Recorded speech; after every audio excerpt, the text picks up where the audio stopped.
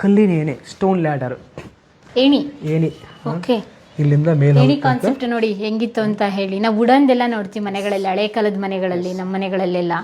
ರಾಜರೇ supremo ಈ ರೀತಿ ಅಪರಾಧಿಗಳಿಗೆ ಆನೆ ಕಾಲ ಕೆಳಗಡೆ ತಿಳಿಸ್ಬಿಡ್ತಾ ಇದ್ರು. ಇಟ್ ಇಸ್ ಡೆತ್ ಪನಿಷ್ಮೆಂಟ್ ಅಲ್ವಾ. ಆದರೆ ಸುಪ್ರೀಂ ಕೋರ್ಟ್ ಅನ್ನೋದು ಇರಲಿಲ್ಲ. ಸುಪ್ರೀಂ ಕೋರ್ಟ್ ಹಾಕಬೇಕು.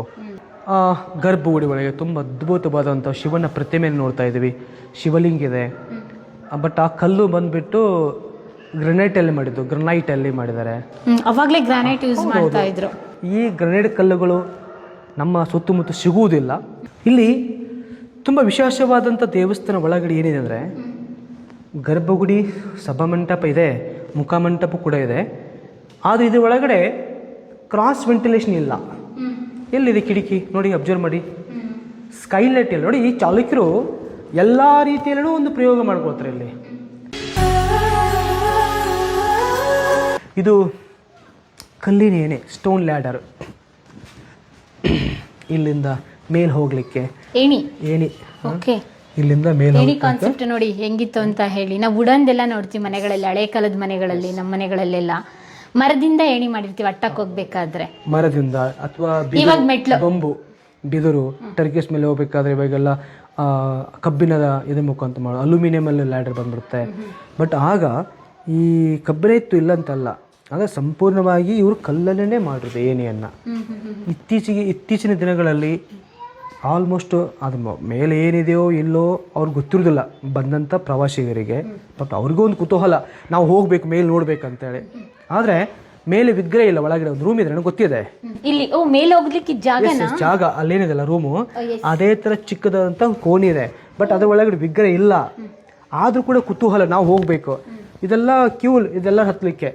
ಬಟ್ ಇದು ಉಳಿಸ್ಕೊಳ್ಳಿಕ್ಕೆ ಪ್ರಯತ್ನ ಯಾರು ಮಾಡಬೇಕು? ನಮ್ಮ ಇಲಾಖೆಯವರು. ಹಾಗಾಗಿ ಇದನ್ನ ಇತ್ತೀಚಿನ ದಿನಗಳಲ್ಲಿ 2 ಕಲ್ಲು ಹಾಕಿ ರಸ್ತೆನ ಕ್ಲೋಸ್ ಮಾಡಿ. ಮೇಲೇನು ಗ್ರಿಪ್ಗೆ ಹತ್ತಿದ್ರೆ ಏನಿಲ್ಲ, ಫುಲ್ ಓಪನ್ ನೋಡಿ. ಉಡಂತ ಇದೆಲ್ಲ ಅಷ್ಟು ಡಂಜರ್ ಅಂದರೆ ಅವರು ಸೇಫಾಗಿ ಕೆಳ ಬರ್ತಾರೆ. ಬಟ್ ಇದು ಪ್ರಾಚೀನ ದೇವಸ್ಥಾನ. ಸುಮಾರು 100-200 ಜನ ಮೇಲೆ ಹತ್ತಿ ಹೋಗ್ಬಿಟ್ರೆ ಏನಾಗುತ್ತೆ ಹೇಳಿ? ಟೆಂಪಲ್ ಬ್ಯಾಲೆನ್ಸ್ ತಡೆಯೋಗಲ್ಲ, ತುಂಬ ಶಿಥಿಲೀಕರಣ ಆಗ್ತಿದೆ. ಇದನ್ನು ನಮ್ಮ ಮುಂದಿನ ಪೀಳಿಗೆಗೆ ಈ ರೀತಿ ಒಂದು ಶಿಲ್ಪ ಸಾಹಿತ್ಯ ಕಲೆಗಳನ್ನು ಉಳಿಸಬೇಕಾದ್ರೆ ನಾವು ಒಂದು ತ್ಯಾಗವನ್ನು ಮಾಡಲೇಬೇಕು. ಹಾಗಾಗಿ ಅದನ್ನು ಕ್ಲೋಸ್ ಮಾಡಿಕೊಂಡ್ರೆ ಅಷ್ಟೇ ಮಾತ್ರ. ಬಟ್ ಅವಾಗೆಲ್ಲ ಸಂಸಾರ ಅಂದರೆ ಹೇಗಿರ್ತಾ ಇತ್ತು, ಜೀವನ ಅಂದರೆ ಒಂದೊಂದು ಸರಿ ವಿರಸ ಒಂದೊಂದು ಸರಿ ಸಮರಸನ ಬರುತ್ತೆ. ವಿರಸನ ಸಮರಸ 24 ಗಂಟೆ ಇರೋಲ್ಲ ಇವು. ಯಾಕಂದ್ರೆ ನಾವು ಕೂಡ ಹಂಗೆ 24 ಗಂಟೆ ಗಂಟೆ ಜಗಳ ಮಾಡೋಕ್ಕಾಗಲ್ಲ, 24 ಗಂಟೆ ಪ್ರೀತಿಯಿಂದನೂ ಇರೋಕ್ಕಾಗಲ್ಲ.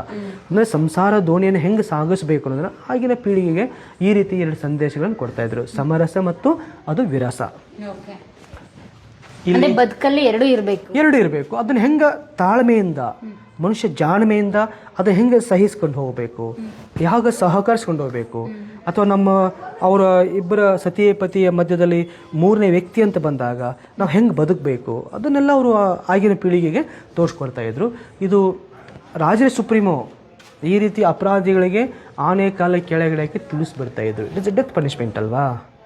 ಕರೆಕ್ಟ್.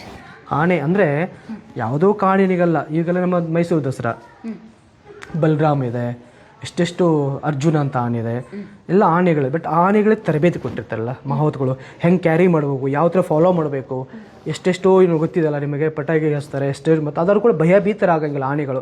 ಆನೆಗೆ ತರಬೇತಿ ಇರ್ತದೆ. ಅಂದರೆ ಈ ರೀತಿ ಅಪರಾಧಿಗಳಿಗೆ ಈ ಆನೆಗೆ ಕಾಲಿಂದ ತುಳಿಸ್ಬೇಕಾದ್ರೆ ಈ ಆನೆಗೆ ತರಬೇತಿ ನೋಡಿ. ಒಂದು ಪಾಯಿಂಟ್ ಅಬ್ಸರ್ವ್ ಮಾಡಿ, ಆನೆಯ ಕಾಲು ಎಲ್ಲಿದೆ ನೋಡಿ, 2. ಅವನ ಮೇಲೆ ಎದ್ದೇಳಕ್ಕೆ ಚಾನ್ಸೇ ಇಲ್ಲ ನೋಡಿ. ಇಲ್ಲಿಟ್ಟಿಲ್ಲ ಆನೆದು, ಸೊಂಟದ ಮೇಲೆ ಇಟ್ಟಿಲ್ಲ ಕಾಲನ್ನ, ಇಲ್ಲೇ ಇಟ್ಟಿದೆ 2 ಕಾಲ ಮೇಲೆ, ಈ ತಲೆ ಮೇಲೆ ಇಟ್ಟಿದೆ, ಮುಗಿದು ಹೋಯ್ತು ಕತೆ ಅವನಲ್ಲಿ. ಈ ಕಾಲು ಇಲ್ಲಿಟ್ರೆ, ಈ ಕಾಲನ್ನು ಇಲ್ಲಿಟ್ರೆ ಬದುಕ್ತಾನೆ. ಮರಣದಂಡನೆ ಎಷ್ಟು ಶಿಕ್ಷೆ ಇದೆ, ಅಂತಿಮ ಶಿಕ್ಷೆ. ಇದು ರಿಟರ್ನ್ ಬರ್ಬೇಕು ಇವಾಗ. ಅಂದ್ರೆ ಕೆಲವೊಂದೆಲ್ಲ ಇದಾಗುತ್ತೆ ಇವಾಗೆಲ್ಲ. ಎಸ್, ಆಗ ಲಾ ನೇಮ್ ಅಂದ್ರೆ ಇತ್ತು. ಸುಪ್ರೀಂ ಕೋರ್ಟ್, ಹೈಕೋರ್ಟ್ ಏನಿದೆ, ಇಲ್ಲ ಅಂದ್ರೆ ಒಂದು ರಾಜ್ಯದಲ್ಲಿ, ಒಂದು ಸಂಸ್ಥಾನದಲ್ಲಿ ಶಾಂತಿಯುತ ವಾತಾವರಣ ಎಲ್ಲಿ ಕ್ರಿಯೇಟ್ ಆಗ್ತಾ ಇತ್ತು. ಜನ ಏನಾದ್ರೂ ಒಂದು ಕ್ರಿಮಿನಲ್ ಕೇಸ್ ಅನ್ನು ಮಾಡಬೇಕಾದ್ರೆ, ಉದಾಹರಣೆಗೆ ನಮ್ಮ ರಾಜ್ಯದಲ್ಲೇ ಆಗಿರ್ಬೋದು, ನಮ್ಮ ದೇಶದಲ್ಲೇ ಆಗಿರ್ಬೋದು, ನಾವೆಲ್ಲ ಕೆಲವೊಂದು ಟಿವಿ ಮಾಧ್ಯಮಗಳಲ್ಲಿ ಏನೇನೋ ಆಗುತ್ತೆ ನೋಡ್ತಾ ಇದ್ವಿ. ಅದು ಬಟ್ ಏನಾಗುತ್ತೆ ಅಂದರೆ, ಆ ಜನರಿಗೆ ಯಾರು ಆ ಥರ ಕೆಲಸ ಮಾಡ್ತಾರಲ್ವಾ ಅಂಥವ್ರಿಗೆ ಈ ರೀತಿ ಭಯ ಇದ್ದರೆ, ಇಲ್ಲಪ್ಪ ಏನೋ ಒಂದು ರೇಫ್ ಆಗುತ್ತೆ, ನಮಗೆ ಅದು ಆಗುತ್ತೆ ಅನ್ನೋ ಗೊತ್ತಿದ್ರೆ ಅವ್ನು ಮಾಡಕ್ಕೆ ಹೋಗಲ್ಲ ಅವನು, ತಂಟೆ ಹೋಗಲ್ಲ, ಯಾಕೆ ಅವ್ನು ಮರಣದಂಡ ಇರುತ್ತಲ್ಲೇ. ಈಗ ದುಬೈಯಲ್ಲೆಲ್ಲ ಹೋಗಿ ನೋಡ್ತೀವಿ, ನೇರವಾಗಿ ಗನ್ ಹಾಕಿ ಶೂಟ್ ಮಾಡಿಬಿಡ್ತಾರೆ. ನಮ್ದೆಲ್ಲ ಏನು ಮಾಡ್ತಾರೆ, ಜೀವಾವಧಿ ಶಿಕ್ಷೆ, ಮರಣದಂಡನೆ ಜೀವ, ಹೋಗ್ತಾನೆ ಮತ್ತೆ ಅಲ್ಲಿ ಬೇಲ್ ಕೊಟ್ಟು ಬರ್ತಾನೆ. ಅದು ಹಂಗಲ್ಲ, ನೋ ಬೇಲ್. ನೇರವಾಗಿ ಆ ಥರ ಕೆಲಸ ಮಾಡಿದ್ನ ನೇರವಾಗಿ ಹಿಡ್ಕೊಂಡ್ಬರ್ತಿದ್ರು, ಹಿಂಗೆ ಆನೆ ಕಾಲಿಗೆ ಮಲಗಿಸಿ ಆನೆ ಕಾಲಿಗೆ ಕೆಳಗಡೆ ಹಾಕಿ ತುಳಿಸ್ಬಿಡ್ತಾ ಇದ್ರು. ತಪ್ಪು ಮಾಡೋರು 1000 ಸಲ ಯೋಚನೆ ಮಾಡಬೇಕಿತ್ತು. ಈಗ ನೀವು ಕಿತ್ತೂರಿನ ಚೆನ್ನಮ್ಮನ ಸಂಸ್ಥಾನದ ಒಂದು ಕಥೆಗಳನ್ನು ನೋಡ್ತೀವಿ, ಅವ್ರ ಇತಿಹಾಸನ ಓದ್ತೀವಿ, ಮಲ್ಲಪ್ಪ ಶೆಟ್ಟಿ ಅಂತ ಓದ್ತೀವಿ. ಅವರಿಗೆಲ್ಲ ಯಾವ ರೀತಿ ದೇಶದ್ರೋಹಿಗಳಿಗೆ ಅವರೆಲ್ಲ ಮಾಡಿದ ದೇಶದ್ರೋಹಿ, ಯಾವ ರೀತಿ ಆ ಬ್ರಿಟಿಷ್ ಅಧಿಕಾರಿಗಳು ಅವರಿಂದ ಲಾಭವನ್ನು ಪಡೆದುಕೊಂಡು ಹೇಗೆ ಮರಳಲ್ಲಿ ಹೂತಿ ಅವ್ರ ತಲೆ ಮೇಲೆ ಆನೆಕಲ್ಲನ್ನು ತುಳಿಸ್ತಾರಲ್ಲ, ಅದು ಅಪರಾಧ ಏನಿರುತ್ತೆ. ನಿರಪರಾಧಿಗಳನ್ನೇ ಹೆಂಗೆ ಮಾಡಬೇಕು, ಅಪರಾಧಿಗಳು ಹೇಗೆ, ಅದೆಲ್ಲ ಒಂದು ಕೋರ್ಟ್ನಲ್ಲಿ ಲಾದೊಳಗಡೆ ಎಲ್ಲ ಸಿಸ್ಟಮೆಟಿಕ್ ಅಧ್ಯಯನ ಮಾಡಿ ಕೊನೆಗೆ ಈ ರೀತಿ ತೀರ್ಮಾನ ತೆಗೆದುಕೊಂಡು ಇದ್ರ ಬೇಕಂತ ಇಲ್ಲಿ ಒಂದು ಶಿಕ್ಷೆಯನ್ನು ವಿಧಿಸುವಂಥ ಪದ್ಧತಿ ಆಗಿನ ಕಾಲದಲ್ಲಿ ಇತ್ತು.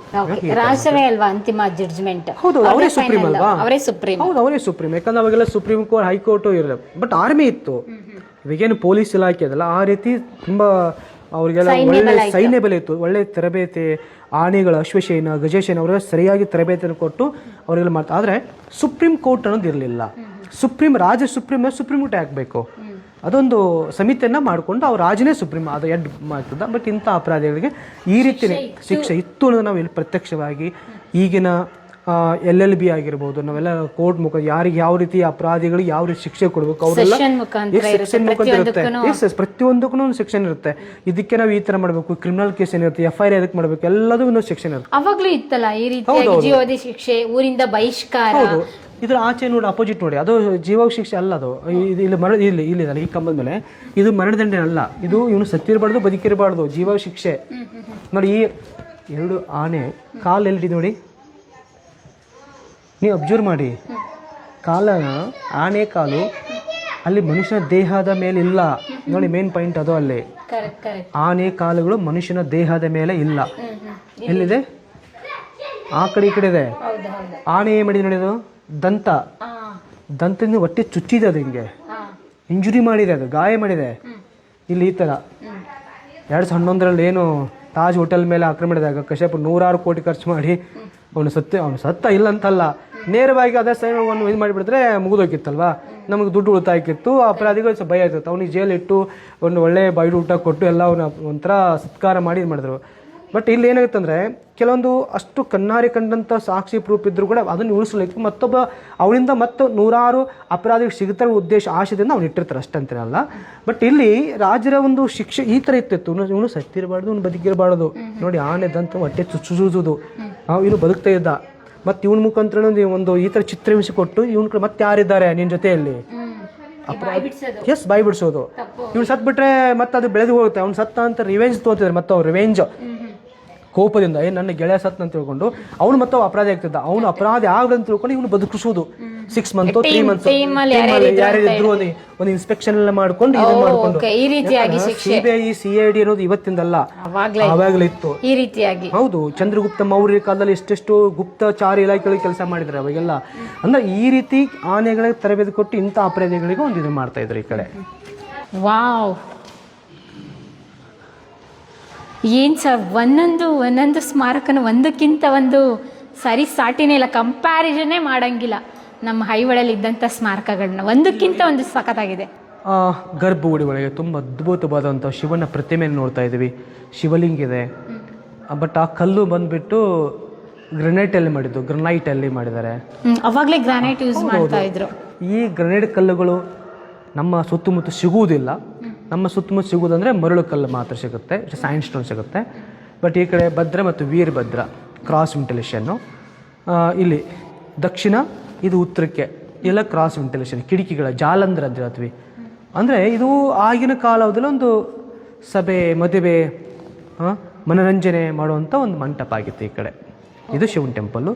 ಬಟ್ ಈ ಒಂದು 16 ಕಂಬ ಇದೆ, ಕಂಬದ ಮೇಲೆ ಆಲ್ಮೋಸ್ಟ್ ಕೆತ್ತನೆ ಇಲ್ಲ ನೋಡಿ, ಕಾರ್ವಿಂಗ್ ತುಂಬಾ ಪ್ಲೇನ್ ಆಗಿದೆ. ಎಷ್ಟಿದೆ ಸರ್ ಕಂಬ? 16? ಸುಮಾರು 16 ಪಿಲ್ಲರ್ಸ್ ನೀವು ಕೌಂಟ್ ಕೂಡ ಮಾಡಬಹುದು. 16 ಕಂಬ, ದೊಡ್ಡದು ವಿಶಾಲವಾದ ಸಭಾ ಮಂಟಪ. ಅಂದ್ರೆ ಆಗಿನ ಜನಸಾಂದ್ರತೆ ಎಷ್ಟಿರ್ತಾ ಇತ್ತು, ಏನು 1000, 5000, 10,000 ಅದ್ರ ಪ್ರಕರಣ ಇಲ್ಲಿ ಒಂದು ಮದುವೆ ಮಂಟಪ, ಸಭೆಗಳನ್ನು ಮಾಡೋದು ಈ ತರ ಒಂದು ಇರ್ತಾ ಇತ್ತು. ಬಟ್ ಇಲ್ಲಿ ನಂದಿ ಮಂಟಪ ಶಿವನ ಹತ್ರದಲ್ಲೇ ಇದೆ. ಪಟ್ಟದಕಲ್ಲಲ್ಲಿ ಹೋದಾಗ ಅಲ್ಲಿ ನಂದಿ ಮಂಟಪ ಹೊರಗಡೆ ಬರುತ್ತೆ, ಇಲ್ಲಿ ಒಳಗಡೆ ಇರತಕ್ಕಂಥದ್ದು ಜಸ್ಟ್ ಇನ್ಸೈಡ್. ತುಂಬ ಅರ್ಲಿ ಟೆಂಪಲ್ಸ್. ಅಂದ್ರೆ ಯಾವಾಗ ಸಭೆ ಸಮಾರಂಭಗಳು, ಮದುವೆ ಶುಭಾರಂಭಗಳು ಯಾವುದೇ ಎಲ್ಲ ಇಲ್ಲೇ ಆಗ್ತಾ ಇದ್ದಿದ್ದು ದೇವಸ್ಥಾನಗಳಲ್ಲಿ, ದೇವಾಲಯಗಳಲ್ಲಿ. ಒಳಗಡೆ ಇದೊಂದು ರಾಷ್ಟ್ರೀಯ ಸ್ಮಾರಕ ಆಗಿದೆ. ಅದ ಮೇಲೆ ಕೂಡ ಆದಿಶೇಷ ಶೇಷನಾಗರಾಜ. ಬಟ್ ಇದ್ರ ಒಳಗಡೆ ವೆಂಟಿಲೇಷನ್ ತುಂಬಾ ಅದ್ಭುತವಾಗಿದೆ, ಕ್ರಾಸ್ ವೆಂಟಿಲೇಷನ್ ನೋಡಿ. ಏನು ಎಲ್ಲ ಕಡೆಯಿಂದಲೂ ಬರ್ತಾ ಇದೆ. ದಕ್ಷಿಣ ಉತ್ತರ ಎಷ್ಟೇ ಕ್ರೌಡ್ ಇದ್ರೂ ಕೂಡ ಇಲ್ಲಿ ಸುಸ್ತಾಗಲ್ಲ, ಗಾಳಿ ಕಟ್ಟೋದಾಗ್ಲಿ ಚೆನ್ನಾಗಿ ಬರ್ತಲ್ಲ. ಚೆನ್ನಾಗಿದೆ. ಇದಂತೆಲ್ಲ ಲೋಟಸ್ ಇದೆ, ಕಮಲದ ಹೂವಿದೆ. ಮತ್ತೆ ಇಲ್ಲಿ ಅಂತ ನೋಡಿ ಕಂಬ ರೌಂಡ್ ಒಂಥರ ಯೋಗ ಮ್ಯಾಟ್ ತರ ಇದ್ದಂಗೆ. ಮತ್ತೆ ಇಲ್ಲಿ ಕೂಡ ಸೋಮರಸ, ಮತ್ತೆ ಇಲ್ಲಿ ಎಲ್ಲಾ ಕಡೆನೂ ಸುರಾಪಾನವನ್ನ ಇಲ್ಲಿ ಮಾಡೋ ದೃಶ್ಯನ ತೋರಿಸ್ಕೊಟ್ರು. ಬಟ್ ಈ ಕಲ್ಲೆಲ್ಲ ಕಪ್ಪಾಗ್ತಿದೆ ನೋಡಿ, ಗಾಳಿ ನೋಡಿದ್ದು. ನಾಳಿನ ಡೂಪ್ಲೆಕ್ಸ್ ಮೇಲೆ ಮಂಟಪ ನೋಡ್ಬೋದು. ಅಂದ್ರೆ ಮೇಲೆ ಏಣಿ ಹಾಕಿದ್ರಲ್ಲ, ಅಲ್ಲಿ ಹೋಗ್ಲಿಕ್ಕೆ ಅದು ನೋಡಿ. ಒಳಗಡೆ ನೀವು ಇಲ್ಲಿ ನೋಡಬಹುದು, ಒಳಗಡೆ ಯಾವ ರೀತಿ ವಿಗ್ರಹ ಇಲ್ಲ, ಯಾವುದೇ ವಿಗ್ರಹ ಕೆತ್ತನೆ ಇಲ್ಲ ಒಳಗಡೆ. ಜಸ್ಟ್ ಒಂದು ಮಂಟಪ ಮಾತ್ರ, ಒಂಥರ ಮಾಡಿ ಮನೆ ಇದ್ದಂಗೆ, ಡೂಪ್ಲೆಕ್ಸ್ ಆಫ್ ಕಾನ್ಸೆಪ್ಟ್. ಸರ್, ಇದು ಈ ಕಲ್ಲುಗಳೆಲ್ಲ ನಮ್ಮ ಬೇಲೂರು ಹಳೆಬೀಡು ಬಳಪದ ಕಲ್ಲಿದ್ರ ಅದಕ್ಕಿಂತ ಸೆನ್ಸಿಟಿವಾ? ಬೇಲೂರು ಹಳೆಬೀಡು ಒಂಥರ ಗ್ಲಾಸ್ ಇದ್ದಂಗೆ, ಅದು ಆಸ್ ಅ ಮಿರರ್ ಗ್ಲಾಸ್ ಇದ್ದಂಗೆ. ಯಾಕಂದ್ರೆ ಗ್ಲಾಸ್ ಯಾವ ಥರ ನೀರನ್ನು ಅಬ್ಸರ್ವೇಷನ್ ಮಾಡಲ್ಲ, ಆ ಥರ ಕಲ್ಲು ತುಂಬ ಕೆತ್ತನೆ ಮಾಡಲಿಕ್ಕೆ ಇದಕ್ಕಿಂತ ತುಂಬ ಸೂಕ್ಷ್ಮವಾಗಿರುತ್ತೆ ಅದು.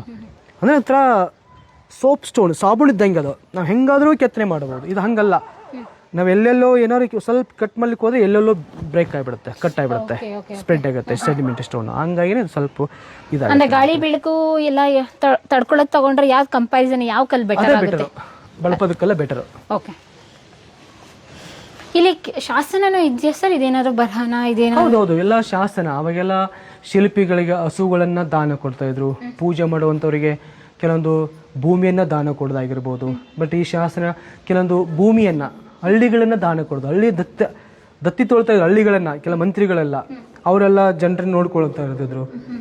ಓ, ಇದು ಫುಲ್ ಕ್ಲೋಸ್ ಕೊಟ್ಬಿಟ್ಟಿದ್ದಾರೆ ನೋಡಿ. ಈ ಟೆಂಪಲ್ ತುಂಬಾ ಡಿಫ್ರೆಂಟ್ ಆಗಿದೆ ಸರ್. ವಿಗ್ರಹ ಇದೇ ಕಾಲಘಟ್ಟದ್ದ? ಇಲ್ಲಿ ತುಂಬ ವಿಶೇಷವಾದಂಥ ದೇವಸ್ಥಾನ ಒಳಗಡೆ ಏನಿದೆ ಅಂದರೆ, ಗರ್ಭಗುಡಿ, ಸಭಾಮಂಟಪ ಇದೆ, ಮುಖಮಂಟಪ ಕೂಡ ಇದೆ. ಆದರೆ ಇದ್ರ ಒಳಗಡೆ ಕ್ರಾಸ್ ವೆಂಟಿಲೇಷನ್ ಇಲ್ಲ. ಎಲ್ಲಿದೆ ಕಿಟಕಿ ನೋಡಿ, ಅಬ್ಸರ್ವ್ ಮಾಡಿ. ಸ್ಕೈಲೈಟ್ ಇಲ್ಲ ನೋಡಿ. ಈ ಚಾಲುಕ್ಯರು ಎಲ್ಲ ರೀತಿಯಲ್ಲೂ ಒಂದು ಪ್ರಯೋಗ ಮಾಡ್ಕೊಳ್ತಾರೆ. ಇಲ್ಲಿ ಕಿಟಕಿ ಇಟ್ಟರೆ ಹೇಗಾಗುತ್ತೆ, ವಿತೌಟ್ ವಿಂಡೋಸ್ ಇಟ್ಟರೆ ಹೇಗಾಗುತ್ತೆ, ಪ್ರತಿಯೊಂದರಲ್ಲಿ ಫೈನ್ ಟು ಪಾಯಿಂಟ್ ಎಲ್ಲ ಒಂದು ಪ್ರಯೋಗ ಮಾಡ್ಕೊಳ್ತಾರೆ. ಬಟ್ ಈ ವಿಗ್ರಹ ಬಂದ್ಬಿಟ್ಟು ಗ್ರೀನ್ ಗ್ರನೈಟ್ ಕಲ್ಲಿ ಆಗಿದೆ, ಗ್ರೀನ್ ಗ್ರನೈಟು. ಇದು ಸೂರ್ಯನಾರಾಯಣ ವಿಗ್ರಹ, ಸೂರ್ಯನಾರಾಯಣ ಸನ್ ಗಾಡ್, ಸೂರ್ಯನ ವಿಗ್ರಹ. ಬಟ್ ಆಲ್ಮೋಸ್ಟ್ ಕೆಲವೊಬ್ರು ಇತಿಹಾಸಕರ ಪ್ರಕಾರ ಈ ವಿಗ್ರಹ ಈ ಟೆಂಪಲ್ ಅಲ್ಲ ಅಂತ ಹೇಳ್ತಾರೆ.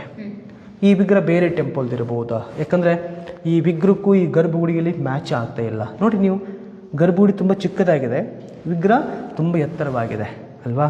ಹೊಂದಾಣಿಕೆ ಇಲ್ಲ. ಅಂದರೆ ಬೇರೆ ಆಲ್ಮೋಸ್ಟ್ ಅದು ದುರ್ಗಾ ಟೆಂಪಲ್ ಅಲ್ಲಿದಿರ್ಬೋದಾ?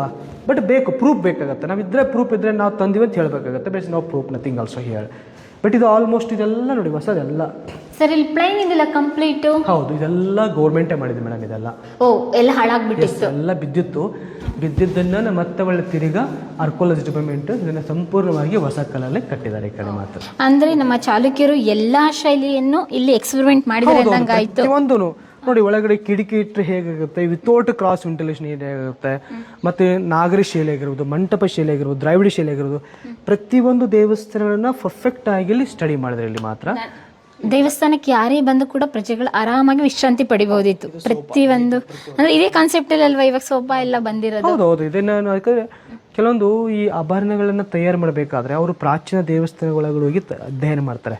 ಅವಾಗೆಲ್ಲ ನೆಕ್ಲೆಸ್ ಆಗಿರುತ್ತು, ಕಂಠಹಾರ ಆಗಿರುತ್ತು, ಈ ಸೋಫಾ ಫರ್ನಿಚರ್ ವರ್ಕ್ ಎಲ್ಲ ಹೆಂಗ್ ರೆಡಿ ಮಾಡಬೇಕು. ಇವಾಗ ಅದೇ ಅಲ್ವಾ ಸರ್ ಆಂಟಿಕ್ ಪೀಸ್ ಅಂತ ಬರ್ತಾ ಇದೆಯಲ್ಲ, ದೇವ್ರದ್ದು ಪೆಂಡೆಂಟ್, ಮತ್ತೆ ಕಾಸಿನ ಸರ, ಡಾಬು, ತೋಳುಬಂದಿ, ಜಡೆಬಿಲ್ಲೆ, ಎಲ್ಲ ಹಳೆ ಕಾಲದ್ದೇ. ಬಟ್ ಅದು ಇವಾಗ ಮಾಡರ್ನ್ ಆಗಿ ಕೆಲವೊಂದು ಫ್ಯಾಷನ್ ಆಗಿ ಅದೇ ಡಿಸೈನ್ ಬಳಸ್ತಾ ಇರೋದು, ಬೇರೆ ಏನು ಹೊಸದೇನಲ್ಲ.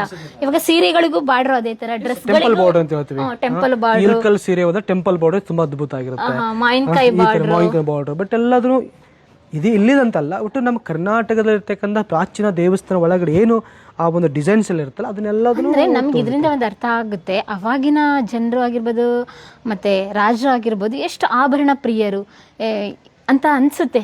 ಎಷ್ಟು ಬಟ್ಟೆಗಳಲ್ಲೂ ಕೂಡ ಎಷ್ಟೊಂದು ವಿಧವಾಗಿ ಡಿಸೈನ್ ಎಲ್ಲ ಮಾಡ್ತಾ ಇದ್ರು ಅಂತ ಹೇಳಿದಾಗ. ಬಟ್ ಸಾಮಾನ್ಯವಾಗಿ ಆಗಿನ ಒಂದು ಈಗಿನ ಇತಿಹಾಸಕರ ಪ್ರಕಾರ ಆಗ ಪ್ರತಿಯೊಬ್ಬರು ಆಭರಣಗಳನ್ನ ಉಟ್ಕೊಳ್ಳೋಕೆ ಆಗ್ತಾ ಇರಲಿಲ್ಲ. ಯಾಕಂದ್ರೆ ಪ್ರತಿನಿಧಿ ಕೆಲಸ ಕಾರ್ಯಗಳನ್ನು ಮಾಡ್ತಾ ಇದ್ರು. ಅಂದ್ರೆ ಆಗಿನ ರಾಜರು ಒಂದು ಪ್ರಾಂತ್ಯದಿಂದ ಮತ್ತೊಂದು ಪ್ರಾಂತ್ಯಕ್ಕೆ ಪ್ರವಾಸಕ್ಕೆ ಹೋಗಿ ಅಲ್ಲೆಲ್ಲ ಅಧ್ಯಯನ ಮಾಡಿ ಅದನ್ನು ಬೇರೆ ಬೇರೆ ಥರ ಡಿಸೈನ್ಸ್ಗಳನ್ನು ಪ್ರಜೆಗಳಿಗೆ ತೋರಿಸ್ಕೊಡ್ತಾ ಇದ್ರು ಅವರೆಲ್ಲ. ಅವರು ತುಂಬ it is great one of the geologist ಕೂಡ. ರಾಜರಂದ್ರೆ ಟೆಂಪಲ್ ಕಟ್ಟೋದು ಆ ಥರ ಅಲ್ಲ, ಅವರು ಒಂದು ಈ ನಮ್ಮ ಭಾರತದ ಭೌಗೋಳಿಕವಾಗಿ ಆಗಿರ್ಬೋದು, ಒಂದು ನೈಸರ್ಗಿಕವಾಗಿರ್ಬೋದು, ಹವಾಮಾನವಾಗಿರ್ಬೋದು, ಅಂದರೆ ಯಾವ ತಿಂಗಳಲ್ಲಿ ಯಾವ ಥರ ಪ್ರವಾಸ ಮಾಡಬೇಕು ಅದನ್ನೆಲ್ಲ ಪರ್ಫೆಕ್ಟ್ ಆಗಿನೇ ಈ ರೀತಿ ಮಾಡಿ ಎಲ್ಲ ದೇವಸ್ಥಾನ ಎಕ್ಸ್ಪೆರಿಮೆಂಟ್ ಎಲ್ಲ ಮಾಡಿದ್ದಾರೆ. ಈ ಮಾತ್ರ ಟೆಂಪಲನ್ನು ಸುಮಾರು ದೇವಸ್ಥಾನ ಇದ್ದರೆ ನೋಡಿದರೆ ಕೆಳಗೆ ಸುತ್ತು ನೀರಿದೆ ಅಲ್ಲಿ ಟೆಂಪಲ್ ಒಳಗಡೆ, ಅದರ ಸುತ್ತು ಬಾವಿ.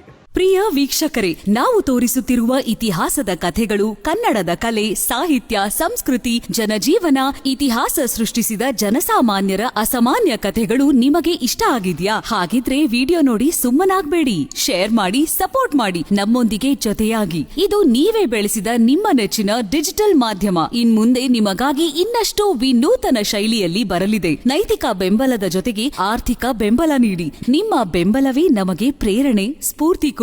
ನಿಮ್ಮ ಬೆಂಬಲದೊಂದಿಗೆ ನಮ್ಮ ಪಯಣ ಮುಂದುವರಿಯುತ್ತಿದೆ. ಸಾಮಾಜಿಕ ಬದಲಾವಣೆಗೆ ಜೊತೆಯಾಗಿ ನಮ್ಮ ಮುಂದಿನ ಪೀಳಿಗೆಗೆ ಕರ್ನಾಟಕದ ಇತಿಹಾಸ ಉಳಿಸೋಣ.